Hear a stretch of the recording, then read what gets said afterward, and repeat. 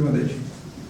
Buenas tardes, gracias a todos una vez más y al equipo de la galería por invitarme a participar otra vez de estas experiencias de que fluye el arte por todos lados, cocina, bonsáis, libros, pintura, en general, todo.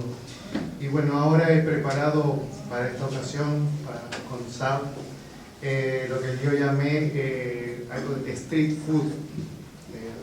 Hacer algo street food como él hace un arte street. Y yo quiero acompañar con mi plato un poco de cocina callejera y contarles un poquito de qué va el tema de la cocina del street food, cómo evolucionó durante al principio de las civilizaciones. Ya se creó la cocina en la calle, ¿no? De acuerdo a las necesidades que tenían cada familia, que a veces no tenían cocinas. Entonces empezó a innovar y a preparar. Hablo de la antigua Grecia, inclusive. Ahí empezó el street food. Hasta que llegamos ahora, que estamos en un boom, una moda empujada por parte de los americanos, que lo han creado más, y nos llegó aquí ahora a Europa, y estamos disfrutando mucho de lo que es el tema de la comida callejera. Pero en sí, al ser tan divertida, accesible para todo el mundo, da mucho juego a que podamos hacer un montón de cosas los cocineros dentro de esta cocina. Y creo que hoy era una ocasión perfecta, con lo que hace acá el amigo Sab, de arte callejero, para proponer un plato que es bastante de la calle, que se comen ya en todos lados, popularizado, que son los tacos, pero con un toque gourmet que acompañe la ocasión. Entonces hoy degustaremos unos tacos de carne de cerdo rustido con una mayonesa de fruto de la pasión y un guacamole con toques especiales picantitos y un pico de gallo, haciendo tradición a lo que es el taco. Y con esto espero que disfruten de la exposición y del plato y de los bonsai y que pasen una tarde fenomenal. Y gracias por todo. No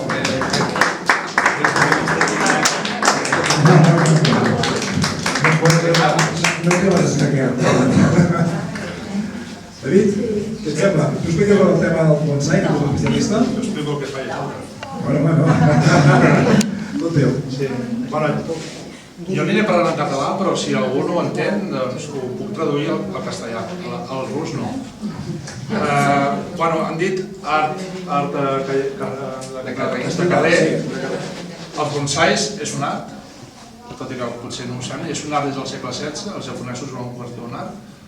Evidentment, us explicaré coses que segurament no coneixereu, que us farà pensar que certament és un art, i és de carrer perquè els bonsais viuen al carrer, no viuen als interiors, perquè són arbres. Llavors, és un art de carrer. És un street art. Llavors, jo volia, més que donar-vos una gran explicació, que en pocs minuts és impossible, si teniu dubtes, si voleu que us expliqui alguna cosa del bonsai, si no jo aniré tirant, però podeu anar preguntant, que crec que seria més interessant si conversem sobre això que pas si us explico moltes coses. Jo us volia preguntar primer, escolteu bé, no? Sí.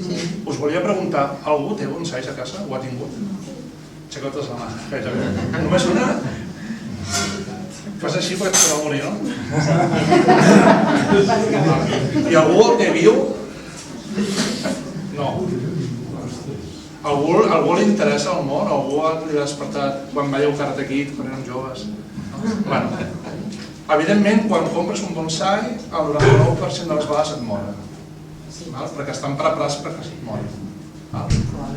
Bàsicament, perquè estan cultivats amb un substrat, que és turba negra, que el que fa és fixar les arrels en 2 dies. Llavors, és una de les pegues que té el món del bonsai, que és que qui produeix bonsais a gran escala, que són els que venen en els llocs com els gardens, per fer-ho més barat, fiquen aquest tipus de terra, i ja comencem malament perquè la gent se desanima i no vol fer bonsais perquè és molt difícil i ja se'n moren.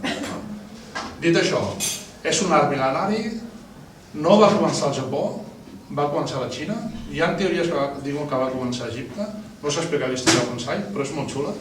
Al segle XVI els samurais ho porten a un altre nivell i al XVIII explota amb l'art, amb les disciplines de la gent, sobretot relacionada amb els samurais i els monjos, i ha anat desenvolupant-se fins que ha arribat a Europa fa molt poques dècades. I ara sí que es pot dir que a nivell mundial, a nivell espanyol, a nivell europeu, però a nivell espanyol hi ha un boom molt gran del bonsai en grans mestres, però no deixa de tenir una impregna japonesa molt gran. Llavors, tot el que fem nosaltres és intentar imitar el que estan fent els japonesos de fa molts anys. Què intenta fer el món del bonsai? Reproduir la naturalesa en miniatura. Llavors, un dels grans mites és: això és una espècie especial? No. És un arbre que pot créixer al carrer amb 15 metres d'alçada, però el que fem és, a través d'unes tècniques, el convertim en un arbre en petit. Llavors, no hi ha cap espècie específica de bonsai. Això és una falea que, si aneu pel Japó, qualsevol marge de carretera hi ha que creixen soles. És una falea japonesa. I això és un om. Segur vist a la natura molts d'oms. Llavors, no trobareu mai una espècie que sigui específica de bonsai. Totes les espècies són potencialment bonsais. Sí que és cert que hi ha espècies que són molt complicades de treballar perquè les seves fulles, per exemple, una figuera, treballar una figuera és molt difícil, un plataner, perquè les fulles és molt petit, molt difícil de reduir. Llavors, hi ha 3 coses bàsiques del món del bonsai. 3. Una és la ubicació. Són de carrer, però, per exemple, aquella espècie és una espècie oriental. Per tant, té unes condicions de vida que aquí al Mediterrani són molt diferents que al Japó. Per tant, això ho has de tenir en compte. Humitat, etc. Moltes de les plantes que se us moren són tropicals. Per què? Perquè són les més barates de vendre. I llavors, quan tu compres una planta tropical amb un substrat que és turba negra, que el que fa és compactar-se com una arcilla, com es diu arcilla en català? Una argila, i queda compactada i fixa les arrels, és perquè és una planta que no està adaptada al nostre territori. Llavors, això és el primer, la ubicació. No és el mateix cultivar un arce a Galícia o fer-ho aquí a Blanes, les condicions són molt diferents.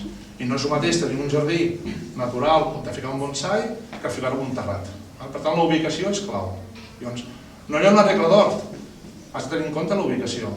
Llavors, si algú te diu, no, si aquest bonsai has de regar més, depèn, si està aquí o està allà. La ubicació és l'element clau. El segon és el cultiu, que segurament és la part més important del bonsai. És a dir, què passa en allò que no veig? Habitualment els ulls se'n van a la part aèria, però la part més important és el que hi ha aquí sota, que són les arrels. Llavors, el cultiu que li fas tu és el que et dona la clau de l'èxit. Fixeu-vos que en aquest cas que és un cultiu amb un tipus de sorra, de terres, que són una barreja de terres i té la seva tècnica. Per tant, el cultiu és la segona clau dels bonsais. Si no cultives bé, els bonsais se moren. Que és el que passa. I el tercer és l'aigua, el reg. El reg és clau. Ni molt ni poc. Sempre, si pots, una mica més, però si regues molt, el mates per excés d'aigua i de fongs. Si el regues poc, mora perquè queda sec. L'aigua és la tercera clau. Llavors hi hauria una quarta, que ja anirem a un altre nivell, que seria abonar la terra, utilitzar fertilitzants, el tema de preventius pels fongs, etc. Jo fa uns anys que m'hi dedico i us puc dir que és una cosa molt xula, però és molt complexa. No s'aprèn en 2 dies. Vull dir que, així com a l'eslava ha après a pintar des de quantos años, ¿no? Toda la vida. Desde los 5. Des de los 5 anys, bueno. Doncs això al final és una cosa que si tu vols dominar això és molt complex. Hi ha molta tècnica, hi ha molta cosa. Hi ha una cosa que a mi m'apassiona especialment i és que en el bonsai s'utilitzen una sèrie de principis artístics, com la simetria, l'harmonia i també principis de l'arquitectura, com les proporcions àuries. Per tant, això, que sembla un arbre que té una forma i tal, i que està cuidat amb un substrat especial i amb uns cuidadors especials, a darrere té molta teoria i molta tècnica. Llavors, al final, quan tu veus un arbre i no en saps d'això, tu pots pensar, ostres, aquest arbre m'agrada, no sé per què, però m'agrada. I és perquè a darrere té molta teoria i moltes tècniques i molts principis que subconscientment te fa que allò t'agradi i t'assembli que és algo natural. Jo us he portat dues... Esteu molt callats, No sé si és perquè no us deuen... No m'estic explicant bé, no? Jo us he portat dues peces, en tinc de millors, però us he portat aquestes perquè són especialment representatives d'un altre mite del bonsai, que és que són molt cars. No són cars. Aquell em va costar 20 euros i aquest em va costar 25. El que passa és que treballats ara valen molt més. Però al final és material de viver, era en un viver qualsevol trobareu azalees d'aquest tipus. Era un palet així i s'ha treballat i en pocs anys s'ha convertit en un arbre presentable. No és un gran arbre, però és un arbre presentable, amb un material molt humil. I aquest el mateix, és un om que si vas a un garden et val 15 euros a 10, però amb els anys de treball es converteix en un arbre i dius, ostres, això té molt bona pinta. Per tant, el fer bonsai no és car. El que sí que és car és anar a comprar bonsais molt cars. Clar, com les obres d'art, pintar no és car, ara anar a comprar obres cares és molt car. Llavors, qui es vulgui aficionar al món del bonsai, jo li recomano que comenci per materials molt humils i sobretot espècies que siguin autòctones, perquè és més fàcil. Preguntes? Va. Perdona, quants anys té aquest? Treballat amb mi, 6. Jo calculo uns 35. A les comprades de segona mà. Sí. O la poc. No, és material de viver, és material de viver. La majoria de material que tinc jo és de viver. Sí que és cert que he comprat alguna peça especial, en algú especial, però això no s'explica. Perquè tot aquest gesto que Sí, m'hi has al donat final en forma de és- serp... Si al final això era un pal així i jo l'he anat domesticant per fer aquesta forma, que el que simula és una serp. I no castigues una planta fent això? No, aquesta és una gran pregunta que esperava que me la fes algú, però no és. A veure, us explico molt ràpidament alguna que pot semblar una mica rotllo, però és molt interessant. Les arrels, hi ha 3 grans tipus d'arrels en un arbre. La pivotant, que és l'arrel principal, la que té més energia, que el que fa és buscar profunditat per clavar-se bé a terra, la pivotant. Hi ha les secundàries, que el que fan és guanyar territori, perquè el que necessiten l'aigua dona de beure a les plantes i permeten que els nutrients circulin. Però ella no viu de l'aigua, viu dels nutrients, de les sals minerals, de les algues, etc. Per tant, què busca l'arbre? Expandir-se al màxim per tenir el màxim territori per alimentar-se. I després de les secundàries surten uns, ho explico molt simple, surten uns filaments molt petits, que vosaltres ho haureu vist. Aquestes són les arrels que realment alimenten, els que xuplen els nutrients i l'aigua. Llavors, què fem nosaltres? Ens carreguem la pivotant i ens carreguem les secundàries i només juguem amb les terciàries. Llavors, utilitzem filferros especials per lligar l'arbre perquè li sembli que està agafat amb l'arrel pivotant. I utilitzem una sèrie de materials per distribuir les arrels durant el que diuen el cepellón, tota la part de les arrels. Per tant, jo li podria dir que a nivell d'arrels és un superesportista, perquè només té arrels que li donen energia. Aquest arbre té més potència que qualsevol arbre que trobeu a la natura, perquè tota l'energia que li consumeixen les arrels, que en aquest cas no li serveixen per res, no les hem tret. I només li deixem les arrels bones, entre cometes, que en aquest cas, al estar en un test, fan la funció d'alimentar l'arbre. Bonsai significa maceta, árbol en maceta. Vol dir que jo agafo un arbre i el planto en un test i és un bonsai? No. Un bonsai, diuen els japonesos, que no és bonsai fins que supera 2 generacions. Clar, jo això no ho puc complir. Però un bonsai és un arbre plantat en un test especial i amb unes tècniques a darrere. Les tècniques de les arrels és, amb els pas dels anys, aquests arbres es trasplanten cada 2 o 3 anys. Què vol dir? Traiem el test, rasquem la terra i tallem les arrels que no ens agraden. I així li donem vitalitat. Amb els successius treballs, en 10-12 anys, vas eliminant les arrels que no interessen i deixant les bones. I això fa que al cap de 6 anys això sigui un superesportista. És un Rafa Nadal. Bueno, avui s'ha retirat, no? Seria un bon exemple. Seria un super Rafa Nadal, això, no? Un acarat, seria un acarat. I llavors ve la part aèria, que és la maca, no? Podem dir que és maca. Què fem amb això? Doncs hi ha molts estils, hi ha moltes escoles, hi ha molta tècnica darrere. En aquest cas s'utilitzen molt els filferros per donar la forma que vols al tronc, i a partir d'aquí les branques les vas dirigint, les vas treballant en el sentit que a tu t'interessa. En aquest cas això seria un henkai, que seria un arbre inclinat, amb la forma aquesta una mica no natural, aquí fallaria, però a mi m'era igual perquè volia simular una serp. Però hi ha molts arbres que simulen formes de dracs i de serps, almenys en alguna de les parts. I aquest sí que és un arbre que busca naturalitat. Aquest arbre no ha tingut mai filferros, pràcticament. Ha crescut com ell ha volgut. El que he cuidat jo és que no se desmadrés i que tingués una bona vitalitat. Per què les fulles són molt petites? No són petites perquè l'espècie és de fulla petita, són petites perquè quan tu treballes les branques, tu el que has d'aconseguir és que hi hagi una conicitat. És a dir, el tronc té una dimensió, imagineu-vos, això és el tronc. Quan surt una arrel, una branca, aquesta branca ha de tenir una dimensió proporcional a aquesta, però més petita. Quan aquesta branca fa ramificació, que és la secundària, aquestes branques han de ser una mica més petites que la principal. I d'aquestes secundàries surten terciàries i surten quaternàries. Llavors, tu, amb els anys, aconsegueixes tenir una estructura de branques en 4 nivells. I quan el nivell de la branca és molt petit, fa la fulla molt petita. I fa la flor molt petita. Per això aconseguim coses molt petites. Perquè arribem a una ramificació molt fina. Val? Molt bé. Preguntes? Si algú vol saber més, què aconsellaries? Alguna web, algun espai, alguna dinàmica o... Si voleu tenir un bonsai, primer poseu una espelma, feu unes quants d'això i si heu de mirar vídeos per internet és complex, perquè hi ha moltíssima informació i moltíssima desinformació. Però bueno, molta gent ha començat mirant YouTube i mirant vídeos d'aquests.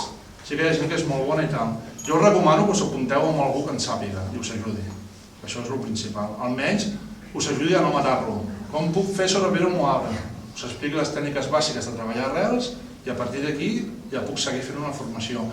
Però és d'aquelles coses que requereixen tenir algú al costat que t'ensenyi. Perquè jo vaig començar per YouTube i se'm van morir les sales igual. Perquè és difícil. Ells t'expliquen, et surt una persona que és de Màlaga i diu, no, jo aquí... Clar, si fas això aquí se't mor, perquè ja té unes condicions molt diferents aquí. Llavors jo us recomano que si algun dia us agrada això, doncs el meu telèfon el tenen en Lluís i en Carles, ens feu un truc, us passeu un dia i us ensenyem 4 coses. Moltes gràcies. I... Bueno, molt bé.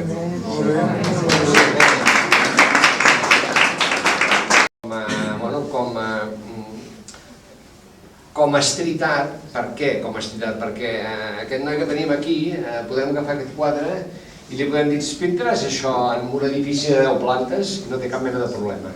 Tenen el títol de gruista, es pengen a dalt d'una grua i mòbil amb una mà i rodit amb una altra ens pintaria això amb una facilitat que sorprenent. Nosaltres com el vam veure, el vam convèncer que intentés fer el que feia al carrer però pensat i preparat per estar dintre de 4 parets. Clar, això no era ben bé el seu i el vam, d'alguna manera, li vam dir, home, necessitem explicar el que tu fas, però amb això. I vam començar, i aquesta exposició ho testimonia, amb unes peces sobre fusta, amb una base de fusta per intentar recuperar la proposta de street art, d'art del carrer, d'art feta sobre de materials que es poden deformar, canviar, transformar en definitiva i que al pas del temps les pot arribar a modificar. Això passa amb qualsevol obra que pugui haver-hi al carrer. Plou, fa sol, les pintures, els pigments, els colors, tot es va transformant encara que no ens ho sembli. I van abusar aquests suports dels quals encara hi ha aquest testimoni aquí, que hem volgut fer aquesta exposició una mica, tenir un pas en el temps de la seva trajectòria d'abans i d'ara. I amb ell vam començar amb aquestes peces. Aquestes peces són peces molt maques, deixem que la fusta traspuï una mica la seva força, la seva personalitat. És una fusta amb lames i és una fusta nova, és una fusta que es deformarà amb el pas del temps probablement. Però això no deixarà de millorar la pròpia obra que l'artista ha posat al teu damunt. Per tant, com veieu, aquí no perdona la tècnica que hi ha de ser-hi. Això no és una peça gran que puguis... No, això és una peça que t'hi pots apropar i et posarà a prova, o el posarà a prova la seva capacitat de dibuix, d'expressió, etc. Bé, aquí tenim aquestes 2 peces sobre fusta per recuperar una mica aquest origen amb la història de l'eslava. I d'aquí, evolució cap a on? Continuem amb les cares, és a dir, no sé, li preguntaré a veure si hi ha una altra eslava després de les cares, que segur que hi és, no? Però ara, avui per avui, doncs ell experimenta amb els seus sprays, amb les seves espàtules, amb els seus pinzells, amb les seves, totes les textures, gruixos i tècniques que pot fer a fora i els incorpora dintre. I aquí ens podem trobar quadros que portin espàtules i sprays fàcilment. Quadros que incorporin matèries, gruixes, capes i puguin portar 3, 4, 5 capes que si us apropeu veureu que les veladures i les transparències, fins i tot el gesto de la mà hi és, no? Peces que veureu que els cabells, és a dir, més enllà de la cara neix un altre espai més abstracte, més suelto, més lliure, més matèric, diferent, i en la cara l'eslava s'aguanta. S'aguanta en la cara i no es deixa anar gens, és a dir, s'aguanta, però la que es va acabant la cara va naixent l'atmosfera del quadre i aquí és on hi ha l'altre artista, aquesta doble personalitat seva que ens manifesta en aquesta col·lecció d'aquí. Veureu obres que us seran molt diferents unes de les altres, però precisament això és el que volíem nosaltres, que al costat d'unes peces més actuals, més planes, més llises, més fresques potser, per dir-ho d'alguna manera, apareixessin peces com aquesta d'aquí que té al seu costat, molt més inquieta, molt més nerviosa, molt més de tocs, de gestos, de pinzellades, de baladures, de transparències, sense perdre la capacitat de connectar, de parlar, d'expressar-se. Doncs des d'una a l'altra hi poden haver-hi aquests 5, 6, 7, 8, 10 anys de diferència en buscar... Dani, ara que més? Ara en Dani és el que ens prepara la cuina i diu els tacos estan a punt. Jo acabaré. Disfruteu d'aquestes peces, descobriu aquí aquest concepte de pop art, de street art. Penseu que aquestes pintures estan preparades i els artistes treballen per pintar el carrer. Penseu que una peça d'aquestes es pot, i aquí hi ha catàlegs, i si el busqueu per internet descobrireu com ha fet edificis de 4, 5, 6 pisos.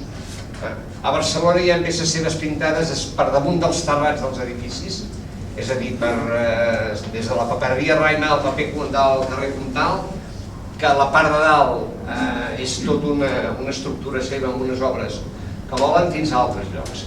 Bé, en tot cas, aquest és l'Eslava, amb un nom artístic que es diu SAP 45. Això és una altra història que potser l'explicarem un altre dia, perquè els artistes de street art es posen un nom, unes inicials i un número, però això ve de com va néixer aquest art qualificat de vegades de vandalisme i qüestionat en molts llocs, però que finalment és testimoni del temps que vivim. És un testimoni que totes les ciutats tenen la seva pròpia ruta de street art i aquests artistes que en principi estaven fora i condenats, ara ja no deixen de ser així, deixen de ser qüestionats i formen part del catàleg de l'art actual. Per tant, Eslava, benvingut. Jo no sé si... Que això t'hagi solucionat el paper no vol dir que tu no hagis de dir res de res, Què tal, ara? Potser més còmode en peces planes que en peces matèriques, o com sempre? Cada uno tiene su historia. Cada cuadro tiene su momento y su historia. Y sí, entonces, bueno, yo siguiendo con Carré, estaban comentando que si igual como el bonsai que se puede morir, pues la obra de la calle también se muere. Pero aquí tenemos las obras que van a permanecer en el tiempo. Y yo con esto terminamos y vamos a hacer... Això, no? Gràcies per tot. En tot cas, a veure, per acabar una mica i arrodonir això, als artistes els agrada parlar amb la seva obra. La seva obra, evidentment, explica el que són, el que fan i el que ens deixen. Bueno, sí, para avanzar, bueno, llevo los últimos 10 días sobre todo así pintando mucho y bueno, como conversando con las obras en silencio un poco, pero y entonces eso mira y aquí pues eso. Pues así continuarán conversando las piezas con las gente, que la gente que quiera hablar con ellas, ¿no? Sí, cada uno pues tiene su momento y sí. Home, si busquem, i amb això acabem, si busquem la peça que més ens agrada o que ens emportaríem cap a casa, si ens diguessin triar una peça i endueu-vos-la, si busquem aquesta peça i ens donem a davant d'ella i d'alguna manera interactuem, ens deixem portar, no? Veurem que és agradable, no? Que això és una cosa que només tens tu, aquesta experiència, i sens dubte posa-la en funcionament, perquè veuràs que la capacitat d'interactuar d'una peça així amb un espectador és tot l'ample que un pugui. En el moment que t'encansis acabaràs de parlar amb ella, te giraràs i te n'aniràs. Però allò pot haver sigut una experiència seguríssim que enriquidora. Per tant, descobrim a l'Eslava, gràcies per ser-hi, i ara en Dani ens té a punt tots aquests tacos o nachos o... Dani, ja podem anar-hi. Gràcies de ser-hi.